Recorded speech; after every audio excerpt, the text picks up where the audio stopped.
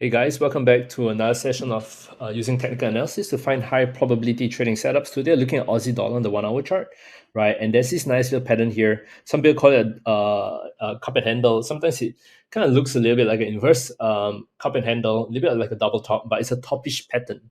Most importantly, with this move, right? Most importantly, with this move is that this level has been broken. Okay, this level has been broken, triggering a drop. Okay, so this will then be our sell entry. Okay, I'm going to use this as our sell entry. In terms of the take profit potential, what I like to do is I like to draw a Fibonacci retracement. Some people draw it all the way from the bottom, but usually you need to take the most recent move, which is about over here. You can see price broke the 38%. It might drop to 50, but it's more likely to drop to the golden ratio of 61. So you would then use this as your key take profit target, right? This would be your take profit, right? So you're expecting prices to kind of drop all the way from here all the way down to here. Okay, this would be a take profit. Now, stop loss. Where are we going to put our stop loss?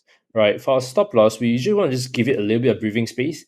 Just maybe above this recent swing high. For those who are a little bit want a better risk reward, you can put your stop loss over here because we don't expect prices to reintegrate back up to there. If we are wrong, we want to be wrong right away, right? We don't want to have any ambiguity hoping that price will rebound up. But if it drops, it drops. It hits our full take profit. Okay, so yeah, it's a nice little setup. If price does a nice little retracement to our sell entry, we can get in here. Our risk reward is about 1:4, 1:5. Really nice setup. Okay, that's it for me. Remember to stay safe, trade safe, and I'll catch you guys again tomorrow for more high probability trading setups.